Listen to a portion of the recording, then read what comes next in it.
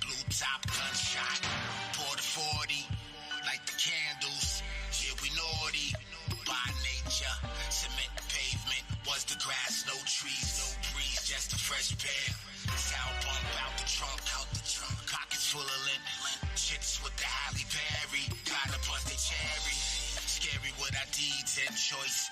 Had to make a change, make something out of nothing. We discovered, we them kings, we them queens. Recognized in our dreams, soul beams, the realest team. Keep that focus, no breaks, no bend, no quit. Take the scraps and win, feel the truth.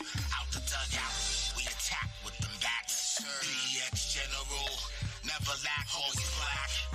Keep that fist raised high, you won't miss. When we ride, when we walk, don't talk much, eat that lunch. Do what we do, freedom rules. Have we worked our way out the rubble? Have we worked our way out the rubble? Have we worked our way out the rubble? Out the rubble. Yeah, we crew in the womb of the miracle. What a spectacle we weaved. Yeah, we crew in the womb of the miracle. What a spectacle we weaved. Yeah, we grew in the womb of the miracle. Every day was a must. Yeah, we grew in the womb of the miracle. Every day was a must. Yeah, we grew in the womb of the miracle. Who can we trust? Yeah, we grew in the womb of the miracle. Love and laugh, worked our way out the rubble. Have we worked our way out the rubble? Have we worked our way out the rubble? Have we worked our way out the rubble? Have we worked our way out the rubble? Have we worked our way out the rubble? Have we worked our way out the rubble? Have we worked our way out the rubble? Have we worked our way out the rubble?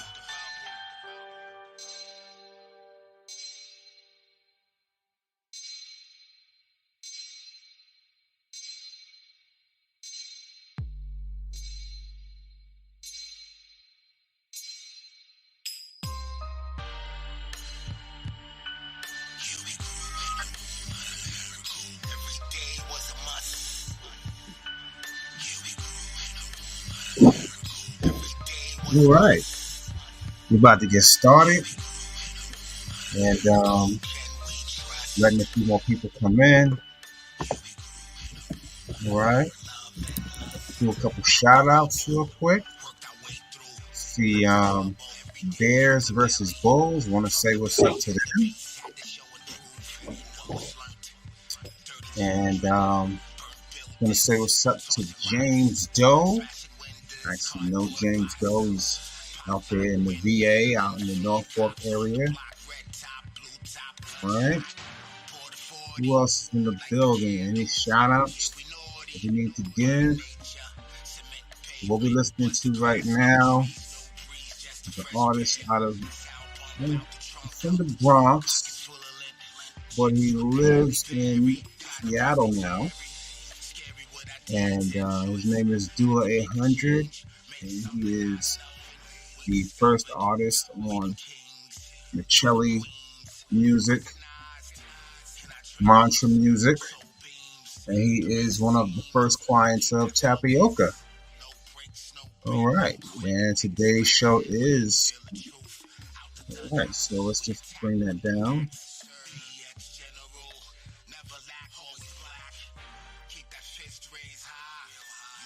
All right, let's keep that down. All right. All right. The music industry is in collapse. And I am your host, Stephen Samuel, along with my partner, Felicia Palmer. All right. Hey, hey, hey. You are here. You are in the building. Yes, Hello. sir. How's it going? It's been a while. It's good. It's good. It's definitely been a while. Thank you for all of those out there who support SOHH and looking to see what we up to these days. Got some exciting stuff to discuss tonight.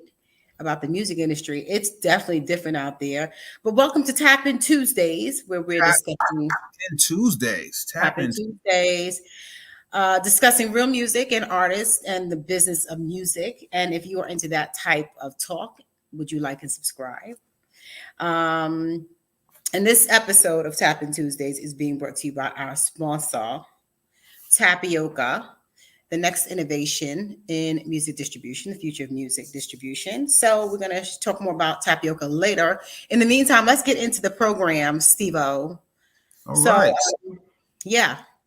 All right. So today we're going to talk about a couple of topics. And the first topic that we have listed is the old music model is dead. Dead. Yeah. However you want to put it. It's getting a little crazy out there, man. I don't know, man. I don't know. Y'all out here. I don't know what you think is going on. Y'all too busy worried about what Diddy's doing. It's other stuff happening in the background. This music industry is over. You want to play those two clips real quick? Yes, let's play the first Sky is Falling clip. And that will be this one right here. This right here. Universal Music Group, which is one of the big three, decided to go through a massive restructuring to shore up the bottom line. So what did that include?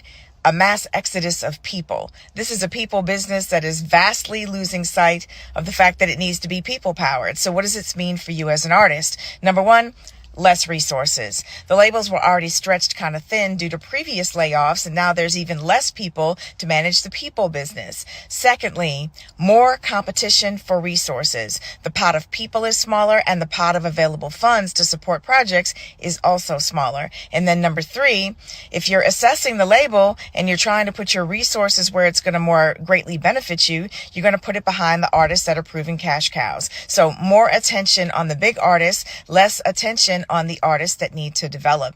So as a developing artist or somebody who's coming up in the game, what's the flip side?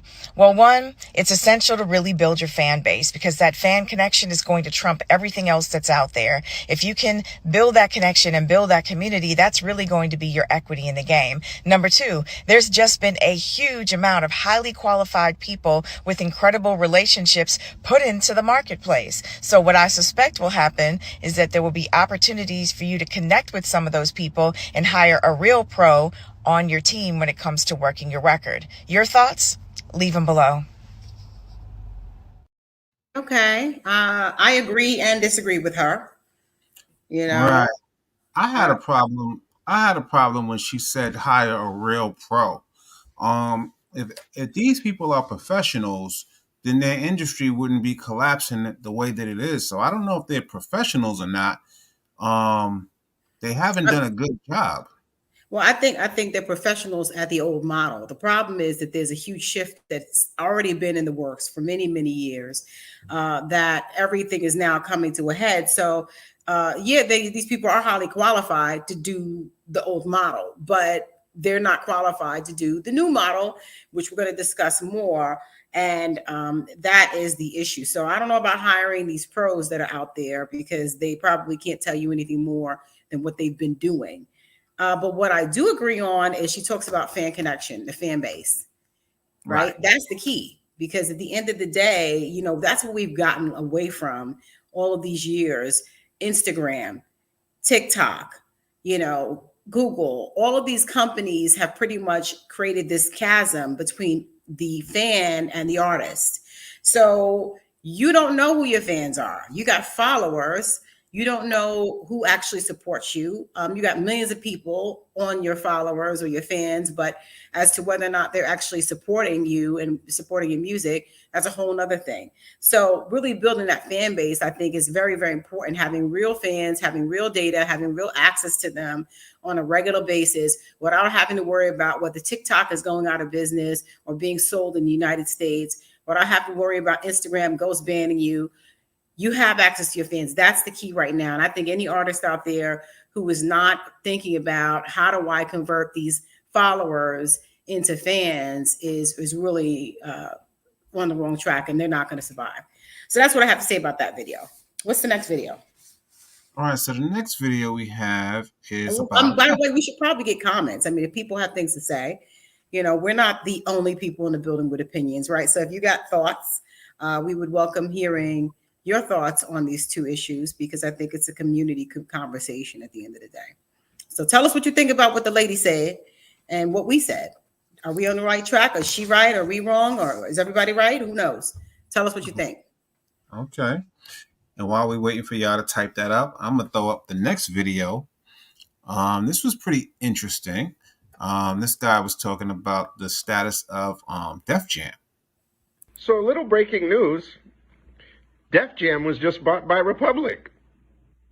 And guess who owns Republic? My good old friend who used to be a local promotion rep in Los Angeles, Monty Lippman. So congratulations to the Lippman brothers, actually. Wow.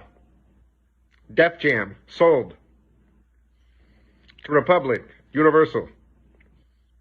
Atlantic just laid off a bunch of people.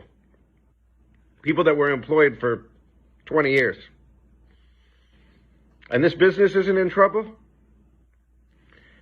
Look, y'all need a Captain Save-A. Yeah. I don't know. You know, it's interesting.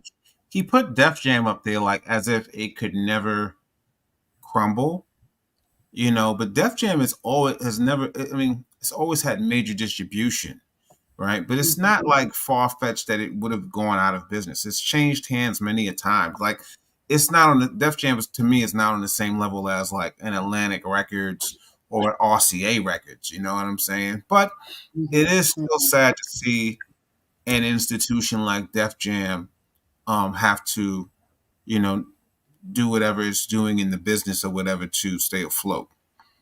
I mean, at one time, right? So they're consolidating. Yeah, I mean, all of this consolidation is happening, and it's happening because the music industry is in collapse. Right? It's happening because they don't have a sustainable revenue model.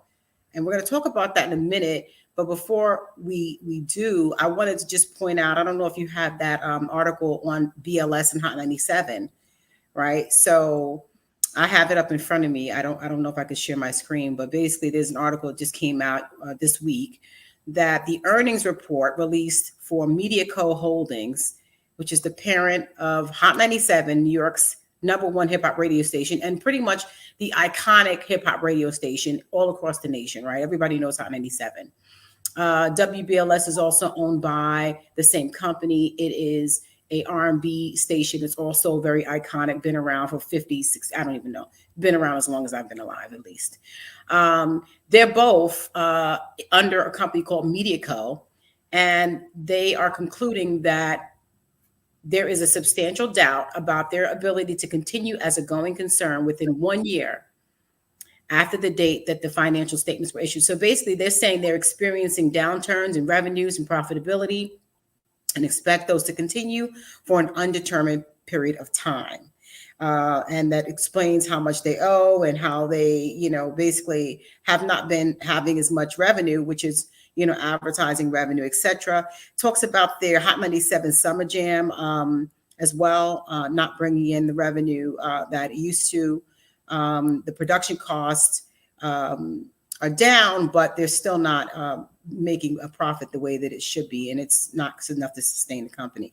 So the shares of the stock are down less than $1 a share. But I think that's another example, right? So we've got the music industry, and then we've got, you know, companies that are directly intrinsically linked to the music industry intertwined in this collapse. All of it's collapsing, right? Because Hot 97 and these radio stations depend upon the music industry. You know, people say there's no payola, but we all know how that works. That's just, you know, there's other ways to do payola besides payola directly.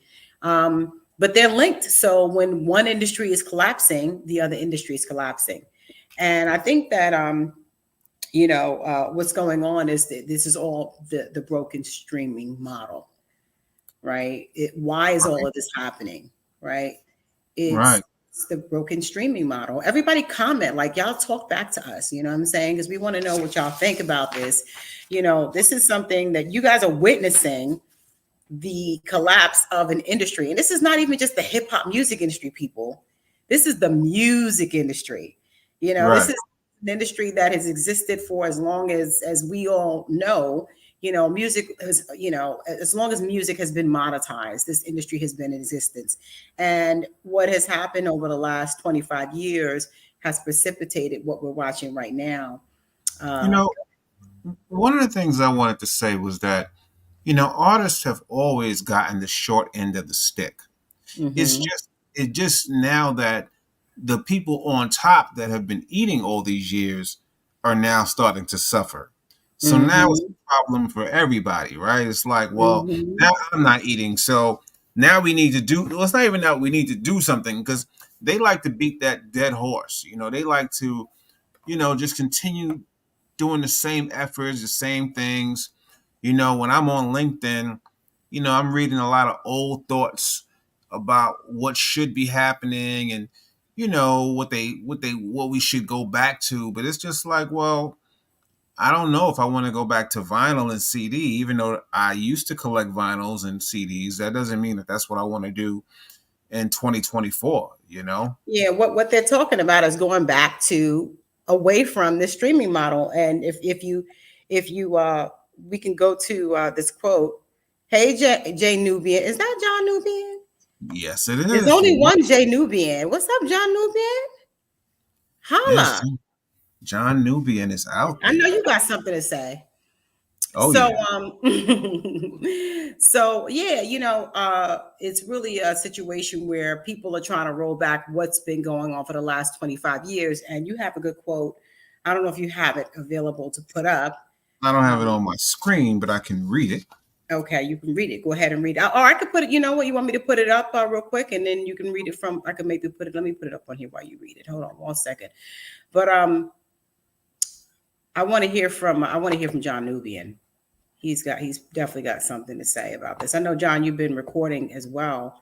So as an IRB in the artist, I house. want to hear your perspective. And as someone who's also been involved in the streaming in the beginning of the internet and all of these other things, I want to hear your perspective. I'm putting this into And you too, John Doe. the I know you out Gamma there, John Doe. G. All right, there it is. I put it in there. Can you put that up there? Or do I put it in comments?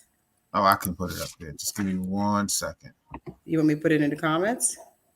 Yeah, you can put it in the comments. You can put it in the Actually, it just comments. says join the chat. Hold on. I don't think I could do that. Yeah, No? just put it up. You got it. All right, give me 1 second. Okay, cool.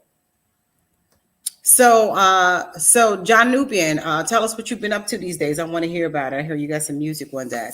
I'm wondering what kind of way you're going to come out with your music these days. Are you touring? Are you performing? That seems to be the only way to make money. If you figured out something else, tell us. But it definitely is a situation happening out here right now. And while we're at it, I'm going to just give a shout out again to our sponsor for today, Tapyoca, the next innovation in music distribution. And we'll talk about that in a little bit. You ready with that quote yet?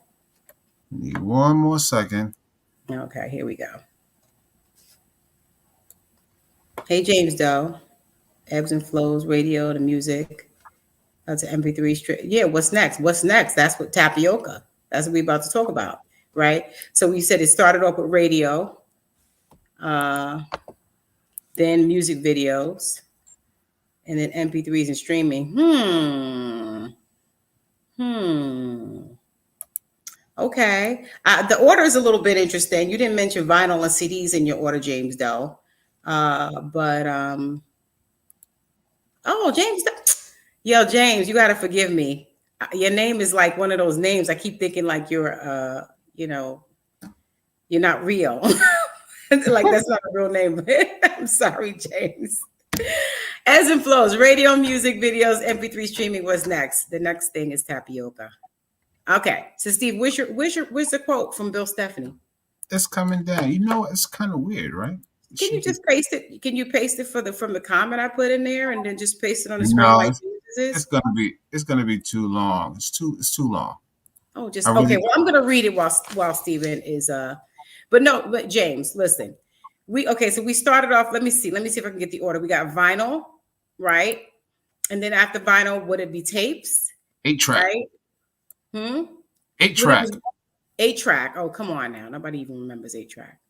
Okay, vinyl, 8-track, and then I guess radio is somewhere in there, but it's a different format, a different, And then you say music videos. Of course, we got CDs in there somewhere.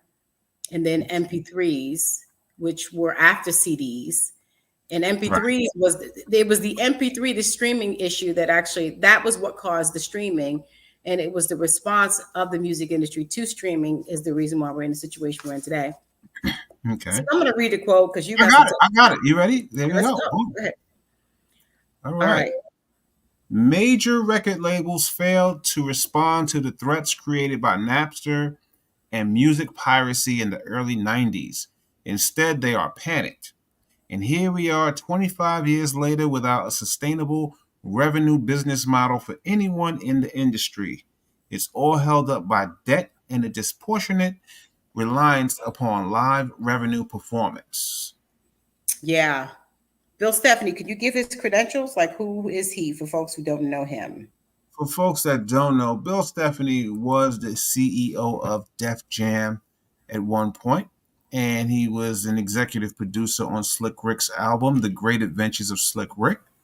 He is also one of I don't know if he's a member of the Bomb Squad, but he definitely is in that Public Enemy circle, along with Chuck D and Keith Shockley and Hank Shockley. So I guess he is like a Bomb Squad member technically.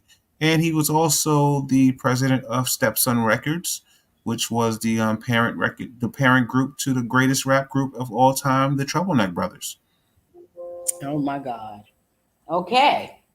So Bill Stephanie's got some bona fides. So he's talking what he knowing. Exactly. He's talking what he's knowing. Pretty much and he's saying. Mm-hmm. I remember when I met Bill Stephanie as a kid, and he said that he did Run DMC's Raising Hell album, which was a major record that had Peter Piper on it, and what's the other song, Walk This Way and My Adidas. He said they recorded that for $30,000 all in. Like, when you look at the budgets that people used to make these blockbuster albums with compared to now, you're spending like millions of dollars on like one producer and all of these social media tactics and stuff.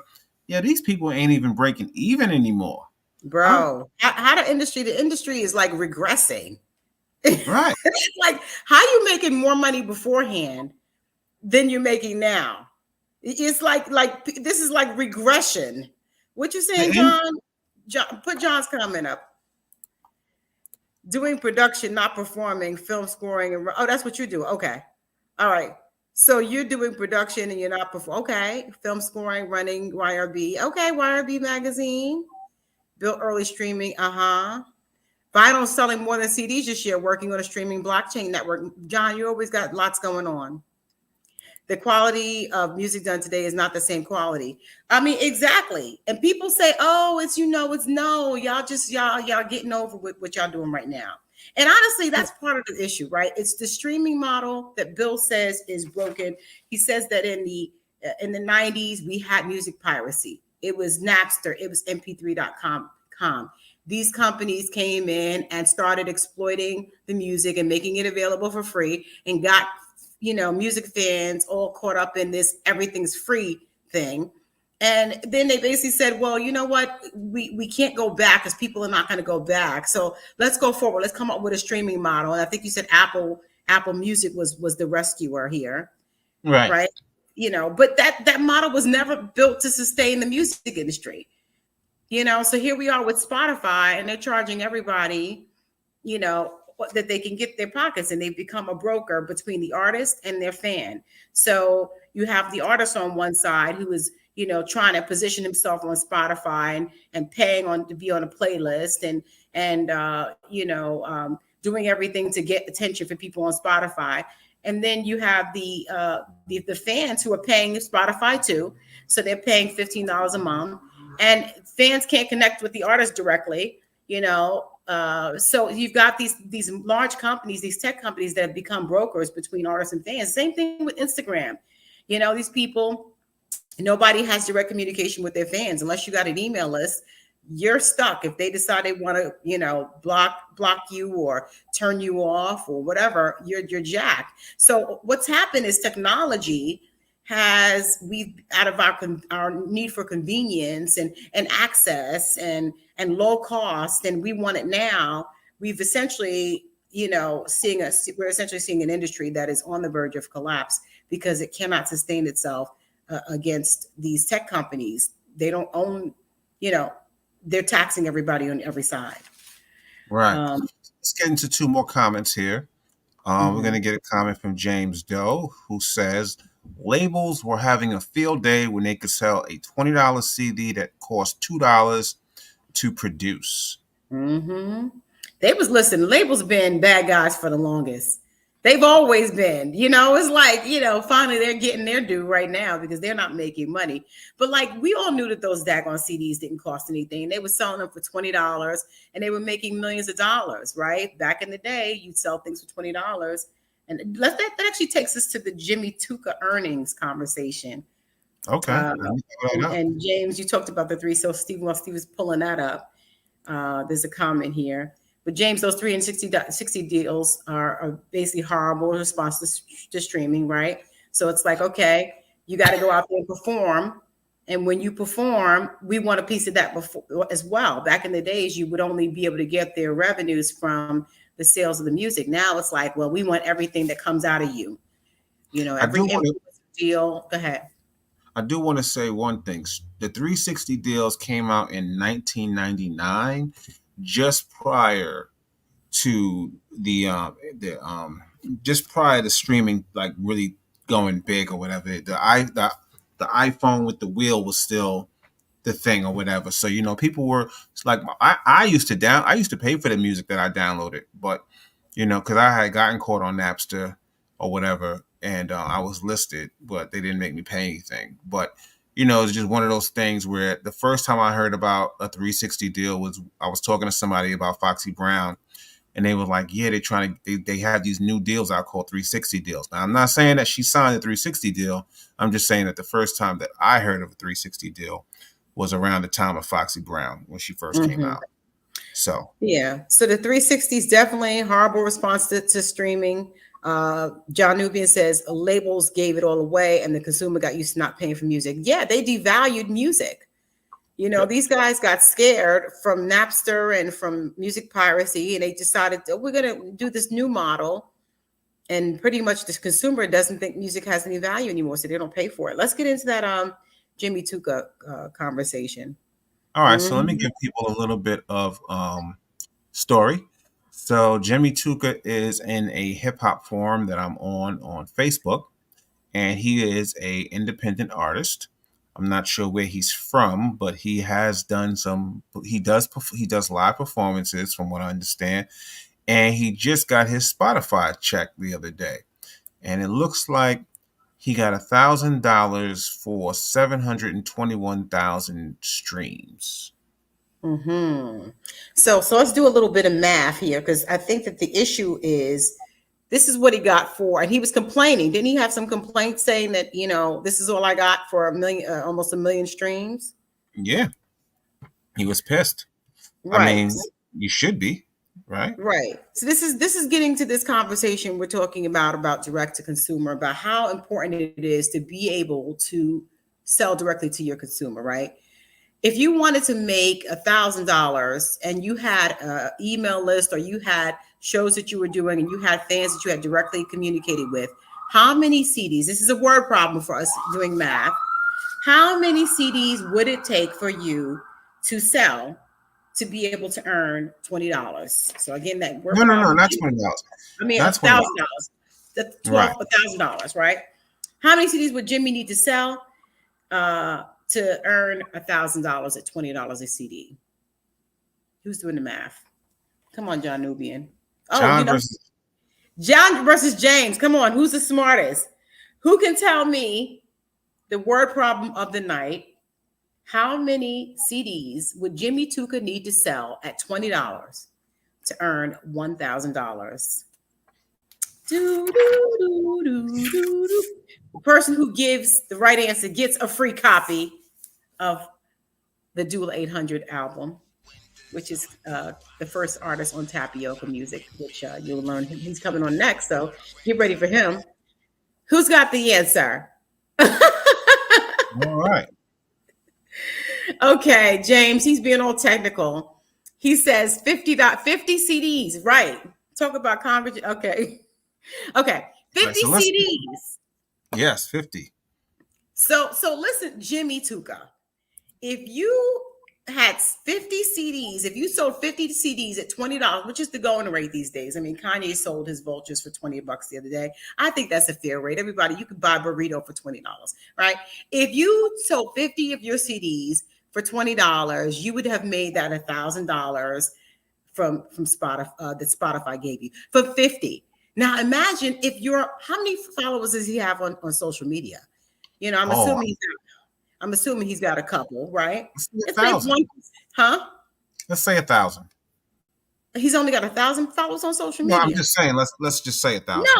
No, because we only a certain percentage of those people are going to buy. Those are followers. Those are not fans, right? So let's say, for instance, you know, he actually had real fans that supported him, right? And those fans were to buy his product at $20. So let's say if he has, what does he have? Like 10,000 followers, maybe 50,000. How many followers does this man have on Instagram?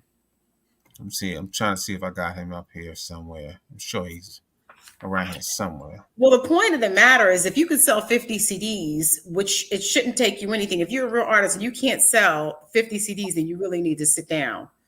But I'm expecting that you probably could sell more than 50. So the question is, why are you selling your music on Spotify? Like, use Spotify for what it is. It's a marketing vehicle. Why are you looking for them for a check? That's my question, Jimmy Tuka. If anybody has him, his number, tell him to jump on here right now. We want to know what's going on with his accounting. But then, of course, people are going to say, well, CDs are not viable, right? We all know CDs aren't viable. Most people don't have CD players in their homes. They don't have CD players. They don't put them in cars anymore. Vinyl is niche, right? Right. Yeah. The problem is that the more people will buy vinyls versus CDs. You can't price them the same as you did years ago. Well, no, these are prices today, John, right? The CDs that are being sold today are roughly around $20. That's what people are buying them for. Right now, how much they cost? They're around $7 or whatever per piece to buy them. And vinyl is a little bit more expensive too. Vinyl's being sold at like $40. But I think the point of the matter is neither one of those formats are viable for the general population. Ain't nobody gonna put another CD player in their car. That's not happening. We're not getting vinyl players back again. So this is the real problem with those formats, right? So this brings us to our next conversation about the emerging model, right? Right. And that is the direct-to-consumer model that everybody keeps saying, oh my God, direct-to-consumer. Yeah, it's going back to what it used to be, but it's going back. It has to go back in a way that's going to make sense. Now, Pharrell Williams, the super producer, he just released his new album or a new set of music, direct to fans, right? Talk about that, Steve. Yeah, so early, I think it was like Saturday or Friday, he dropped that rock album, and you know, it had about a good 15 tracks on it or whatever, and he was allowing people to download it for free. And I think over the weekend, you know, he added like a little place to capture email addresses.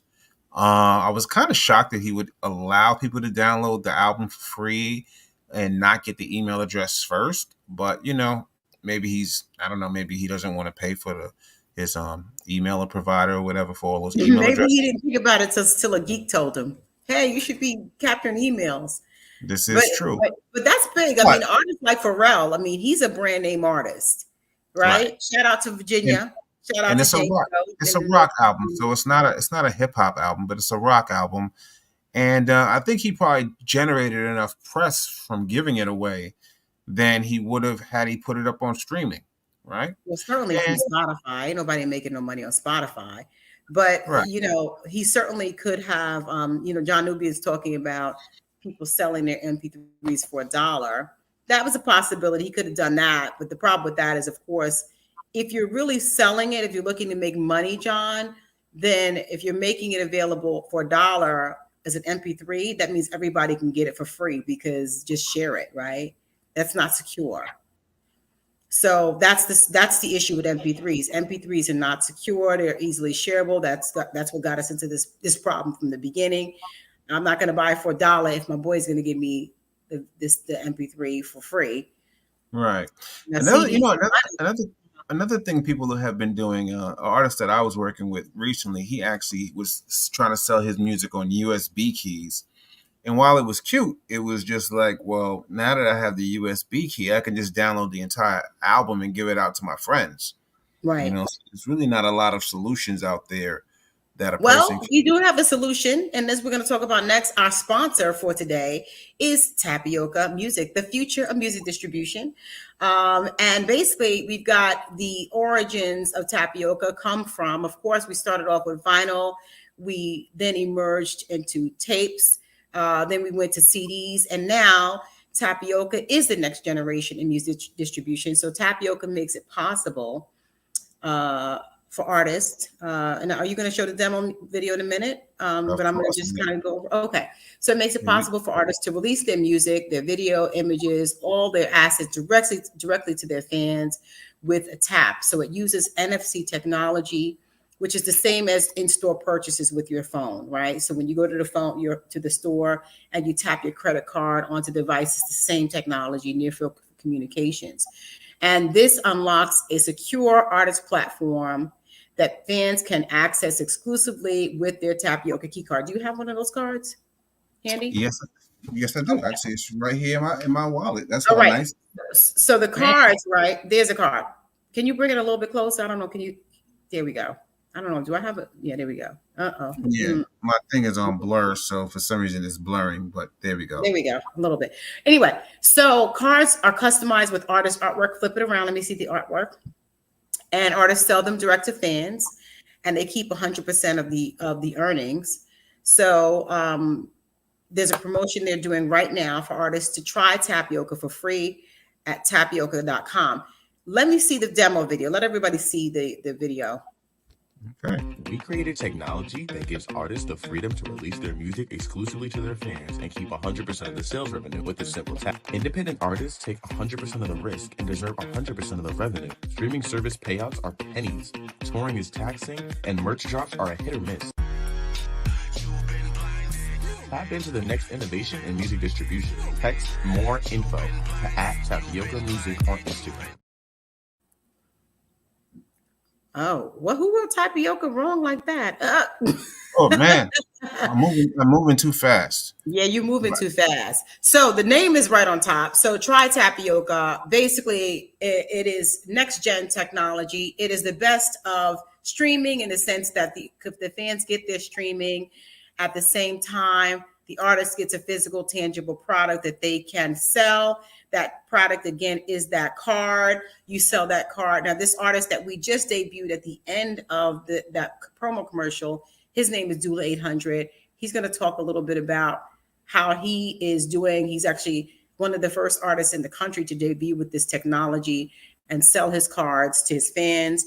And let's introduce DULA. Before we do that, let's just go into this clip. Should we show how the card works? Well, yeah, just do that if you want to. Yeah. Hey everyone, I'm super excited. I have like an unusual mail call. Usually it's some clothes or some sneakers that I'm unveiling, but today I got a package from my peoples, DULA 800, and this is interesting because this is some music technology that came via mail. And what's in here is an album. Yes, this is an album that is using what's known as near field communications, NFC, to play and distribute this music. So how this works, you take the album, you tap it to your phone, and there launches the music. And then if you want to start playing the music, here you go. And you can go through all of the tracks on the song. And if you ever want to share the music with someone, you just give them a little tap. I love it. This is so dope. Thank you, DULA 800, for sharing this with me. We'll be bumping the music all day, all night. All right, y'all. Take care. All right. DULA 800 in the building. Yes, indeed. Peace and blessings. Good. How you doing, sister? You look amazing, and I love your background. What is that So in who the you? background? That's a shirt. That's Okay, that's just some artwork, just the chalk work. You know, nice. the main artistic form that we I know you. use. You're more than a music artist. You are a artist. You do the chalk art. Right. Yeah. Yes. I mean, Nice. that right there. That's kind of the spark for the NFC, really, when I was trying to figure out how to secure it. Like Okay. how to secure the chalk, you erase it, and you want to share it, but then you don't want to share it where everyone can have it. So I asked Steve about, man, I gotta find something that where we can secure Yeah, the art, the the final. copywritten, and your issue. So you're a visual artist. You've got your copywritten, your visual art, and then you also are a music artist. You have your copywritten music, and your concern was, well, I want to release this into the world, but I don't want it to be, I want people to have it, but I don't want them to have it, without my right to distribute it and without it being secure. So Of this course. technology, your song, you just released an EP. Is it an Yes. EP? How many songs is on there? I think now we've uploaded 6 songs. Okay. So Yeah, you we've said we've uploaded. uploaded, I think now, because I think you've been uploading songs as you go. So with Yes. Tapyoca, you're able to continue to upload as much as you want over time. Yeah, that's the beauty of it. It gives you, as an artist, it's so many reasons why I chose this way. One, as an independent artist, being free and just feeling like, okay, I could try something, on my own. And that gave me a little bit more governance, control over my artistic sharings, my artistic creation. So with the music, it's like, okay, yeah, you can upload a song. If you want to leave it up there for a week, you can take it down. But on Spotify and on the different titles and different things like that, you don't really have that control, over your music. And I like the personal touch that the tapioca gives from an artist to the people that support them as well. Like That card, that it's more of a tangible card.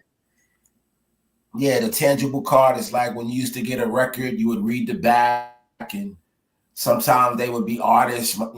Michael Jackson used to draw certain photos, so you would see a little bit more. The cassette tapes, you had all of those different connections, and then today we don't have that. So with tapioca, it brings a modern day way of bridging that old way, like an old way or more modern in the way that it does. So I felt really secure doing it, and just going for it and seeing, Yeah. what we can.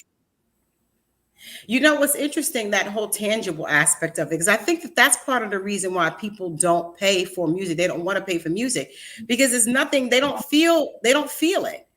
There's Right. it's like, this is really giving your fans something they can feel again, something they can Right. touch, making that Right. touch connection with you. Right. No, I agree. That's for maybe like the last 20 years. So, the 20-year-old kids haven't had a touch feel with music, but everyone else has, and now those same youngsters are like looking for cassette tapes. So they're kind of like digging and looking for that, it's human to want to touch and feel. And music, not only do you hear it, you feel it. You know what I'm saying? So that tangible element is important, I think, to be able to bring back, in a very, like I say, a modern, futuristic way. What kind of response have you been getting? I know you've been getting support from fans, but then there's also, some pushback, right? Right. The support has been, because it's new, so the support is kind of like everyone's opening up a new toy that they've never seen before. And how does it work and what's this and can it do that? But once they connect and tap in and it brings them to the platform, then they're able to just kind of like follow right along with everything that's there. And I've been getting positive feedback, like, you know, this is future DULA, or keep going. I've had some people who are kind of like maybe a little bit hesitant. I don't know about this, or you better be careful. They're worried about, you know, pushing forward, being a pioneer of something new. So for me, I think that we're moving in the right direction with it. I think it's not only for the super big stars or super big celebrities, but also the local music artists who make their living just going to local bars and local places, you know, and being able to have something tangible to give to your people that support you and make a dollar from it, you know. It's and you're making more than $1. I mean, I know that you're doing. I mean, I know much better than Spotify. right, You know, your product is right, I think priced at about $15, which is very right, comparable with what CDs are priced at most days. I mean, you can't even buy a Chipotle for $15. So, I mean, right. certainly, you know, and you're keeping 100% of your earnings, right? So there's like no revenue split, no streaming splits, none of that. There's no revenue splits. There's no wondering how many times did a person stream it. You know, that's important. I'm not taking away from that.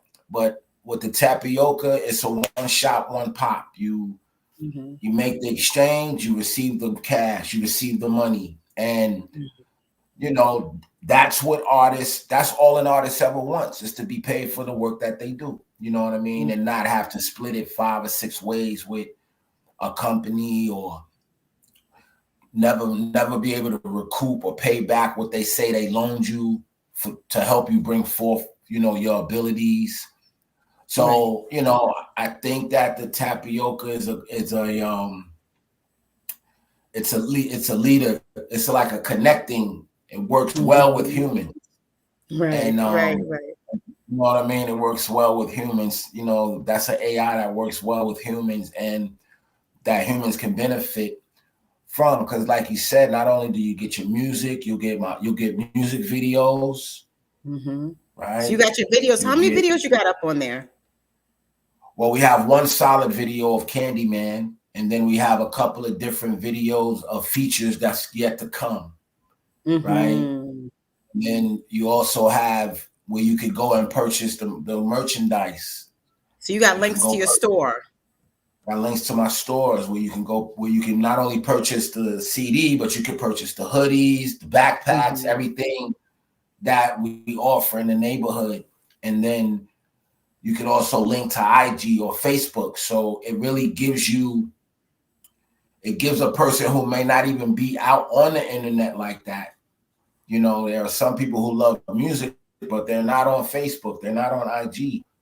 But with the tapyoca, you can connect right there with them and not have to worry about trying to find them on those. It's like a web. It's a literal web. You know, to connect with people on IG and competing with other people. People go looking for you, and before they can find you, they're on to somebody else. They never get to you. Your fans are constantly having to compete for their eyeballs with other folks, and this is kind of like a direct connection that you have all the time. And I was just wondering, you know, what do you say to artists, you know, who are looking for a solution right now? Because really, they really are. You know, I know there's a lot of fear out there about, oh God, you know, can I do direct to consumer? You know, you're doing it, and you're not even out there doing shows, right? So exactly, yeah. No, I think. And you said, where do I see it? Say that what you said again, sister. What do you say to artists who, you know, just don't like, can I do this? Is this something I should do? I'm so used to this way of, because it's really a lot of unlearning of the old model of streaming that they've been subjected to for the last 25 years.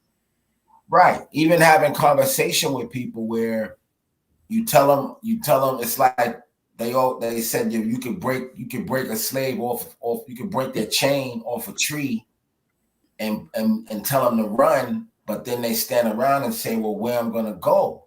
And we're kind of like in that kind of moment right now, like where we're offering something that can help to free you in a way where you can govern yourself, govern your product, govern everything, but everyone is still like, well, what about my streaming numbers? Wait a minute. What are you talking about? Who cares? You make money, like real money. Yeah, who cares about the streaming? Yeah, who cares about the streaming numbers? That's how about selling the product numbers? That's right. So again, I think for the artists, I think if they're, again, you have Spotify, you have those things. They're useful for what they are, right?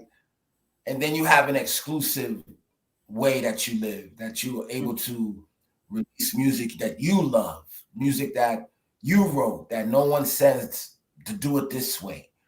You have more governance of what you're sharing, right, as an artist. So I think that helps to break a lot of shackles.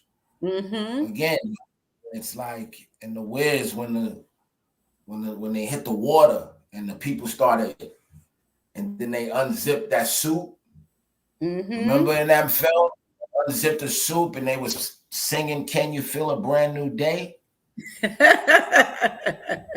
This is a brand new day, you know, and it's you can, and as long as you're meeting with your fans or meeting with I meet my people when I go to my colleges. I'm an educator. So a lot of the people that I meet are people at colleges. There are people coming to do mental health awareness. So then they ask, oh, do you have other products? And then, I also have this. So I'm able to make, however you are able to meet with the people that support you, you can make a living with tapyoca. Right. And and it's really about making artists and art sustainable for artists. Making it possible for working artists to actually live off of their art, as opposed to, these huge gaps where there's like these massive artists and then there's everybody else.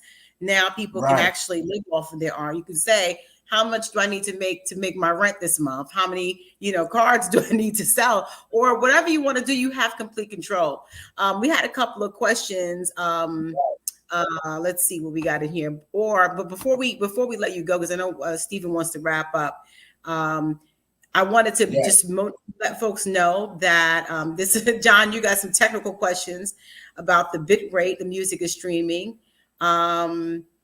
and the flow from listening to an NSE album, then going to Spotify. How often do you need to tap? You got so many questions, John. You only need to tap one time in order to be able to stream it. So you just put your phone to the card and people can tap it one time. You tap it one time, you get the album. In terms of the bit rate, I'm going to have Stephen answer that for you, but it is the high quality. So it's not like you're getting a lesser quality because you're streaming through this platform. So it's the same thing you would get on any other streaming platform. You talked about the cost of the number of streams. There is no charge for tapyoca for the cost of your streams. There is no server-side cost for your content right now. Right now, artists who are joining tapyoca are basically only paying for their cards, the same way they would go have a manufacturer create CDs or vinyl for them. Essentially, tapyoca is selling you the tapyoca card, which is customized for you. And you go out there and you exploit it at whatever rate you want to exploit it. So if you want to sell it for 20, 50, whatever you want, you can add on, different bonuses for your fans and say, hey, you buy this one for 50. And when I come into town, you get to come in my VIP. You can actually continue like DULA is doing to add content to it as you go, as often as you want. So it's really up to you what you want to do. But basically, it's just the cost of the card for those who are coming on right now. Now, we can't say what's going to happen in the next 3 to 6 months because, we are still looking at how things are emerging, but that is what it is now. So there's actually an offer. If you go to tapyoca.com right now, artists are able to join to get an opportunity to try tapyoca for free. So basically, you get your own custom cards that you can share with your fans and try it out. If you don't have your online store, Tapyoca has a relationship with Stripe that you can be able to sell directly there. And I think that there is no transaction fees right now. I have to double check for the Stripe transactions because credit card fees, but I think there's a new offer that we're doing with no transaction fees. But anyway, you can try Tapyoca for free right now. And for those who want to support DULA 800, excuse me, I'm from the Bronx. I've been out here, in these proper streets for too long. DULA 800. 800. Yes. Okay, indeed. that's right. AOO. Definitely come through. Go to tapyoca.com and you'll see a link to his tapioca card that you can purchase. I think it's $15 on Tapyoca, and you can get his tapioca card in your hand in a few days. It'll come to you. So with that being said, I don't know where Stephen went. Are you coming back, sir, to say goodbye to everybody? Appreciate that. Absolutely. We appreciate you. And we call you our chief evangelist because you always have such good vibes. And we're so happy that you were able to share with folks and encourage folks to be free. All right. Stephen, you are back. Thank you for joining. You left me with all of these hard questions. John Newby is like a scientist here. I don't have the answers to these things. No, I'm just gonna have to email John most of those questions. But I will say that the bit rate is the equivalent of what you do with DistroKid. So it could be WAV files if you prefer, or you could use MP3s. Doesn't really matter. Same thing with the videos. It could be MP4, it could be MOVs. But I have all the tech specs available for you. And let me see, what else did I want to say? One of the things I did want to say is that we definitely have to learn how to break away from the shackles that the music industry has put us in. They have us looking at the streams all the time, but it's interesting. It wasn't really until last year when people started to look at streams and say, hey, these streams ain't really paying. Right. And I think what's more important than streams is the actual dollar sign. Snoop Dogg did 1 billion streams and got a $40,000 check. That's just unacceptable. And I know that there is a bill going to Congress to pay a penny per stream. I think I don't even think that's fair. And the reason why I say that is because radio used to pay a nickel when they used to play you on the radio. So I don't know where, like how we went from a nickel to a quarter, a 3/4 of a penny is ridiculous. Yeah. So I'm not even trying to argue over a penny. If I was an artist and I am a producer, I'm trying to get my own money. I'm not concerned with streams. I also think John Nubian wanted to know. There was a question he did ask that I'll answer in part, and he said, "What is the flow from listening to an NFC album then going to Spotify?" So what I'll say to that is this, and this is what I'm telling my artists. Spotify only pays you for the first 30 seconds of your stream. So do you have to upload the entire song? That's my question for Spotify. Do I have to give you the entire song? And the answer for me is no, I don't have to give you the entire song. What I can do is I can upload a snippet of the song. And if people are really interested in hearing the rest of the song, they can just buy the album. I mean, the attention span of music these days anyway is down at 30 seconds. So, it's not really that big of a deal, right? Yeah. So that's my take on it. At the end of the day, we have to treat this like the Matrix. We have to untether ourselves. Untether. I think that was from that other movie. That's us. We have to untether ourselves from us. We have to get out of the Matrix. We got to take I forget which pill it is, the red or the blue. But at the end of the day, we have to figure out our own way. Because at the end of the day, somebody else is going to figure out the way for you. And you are not going to be happy with the way. Right.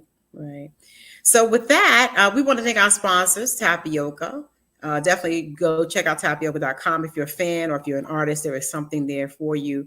And we'll be back again next week for Tap In Tuesdays for another episode and more rummagings and ruminations from the music industry and artists. And hopefully we'll have some more artists to bring on to share with you as well. Thank you all. All right, guys. Have a good night.